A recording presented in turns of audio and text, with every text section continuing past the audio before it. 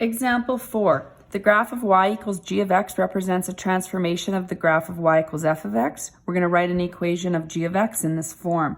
So here's my f of x graph, and here is my new graph g of x. So the first thing I need to do is analyze to see if there's any reflections. So if you take a look here, it kind of probably stands out that this is above the x-axis and now it's below. So that means that it reflects the x-axis. So we're going to have a negative sign in front of the y value, or very front of the a value right out front. Okay, so then I want to still analyze to see if that it reflected the y-axis. On this one, you have to look a bit closer. What I would do is see how this shape here, like this bottom of the V is a little bit wider here and narrower here. So if I flipped it upside down, the wider side is still on the left and the narrower side is still on the right. Even though they've got bigger, there was some stretches. I can tell then that means there was not a reflection in the y-axis. So we only have our reflections in the x-axis. Now, because there's endpoints, we're going to look at the domain and range to see if there's any stretches. So I'll just start with range. So the range was a distance of 4 units up and down. It's now, even though it's below the x-axis, still 4 units. So there was actually no change in the range, which means there was no vertical stretch. Okay, so then domain, when we're looking at domain, that's going to clearly be a difference. So here, let's look at our scale here. Each square was 2 units here. So this went from -2 to +2 from the endpoints. So it went from 4 units. So we're going to say 4 times what equals.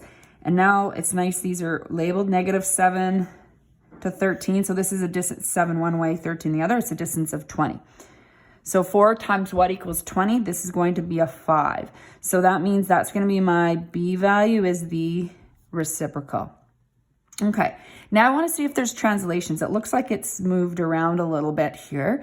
So I have to see if I can apply these stretches and reflections first. Now, if I had a point 0, 0, stretches and reflections don't affect 0, 0 because multiplying anything by 0 doesn't change that point, but I don't. So I'm going to have to use one of the other points. So I'm just going to pick this point. If one of the values is 0, it might be a little more helpful. So I'm going to choose the point -2 and 0. So let's just make it a note here. We're going to apply stretches and reflections first to a point on f of x. Okay, so the point on f of x that I'm going to choose is -2 and 0. So to apply the stretches and reflections, I am going to have to multiply, because the b value is 1/5, or we multiply the x values by 5. So it's going to be 5x times, and there was no vertical stretch, but we did have a reflection, so it's going to be -y.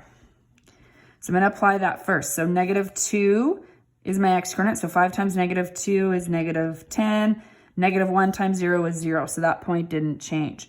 So what we're going to do is we're going to locate this point and count to the image point. Okay. So I'm going to show you how to do that. So what I'm going to do is, now my image point, so remember this was reflected, but the image point would still be on the left side here. So I want to figure out, how did I eventually get to this point?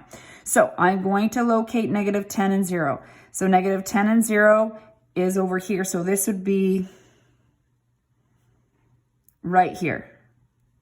Okay, so -10 and 0 is right here.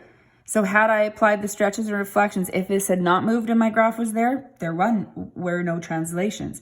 This though, however, must have moved to the -7. So if it's at -10 right now and it moved left 3, and it didn't move up or down then. So it moved left 3.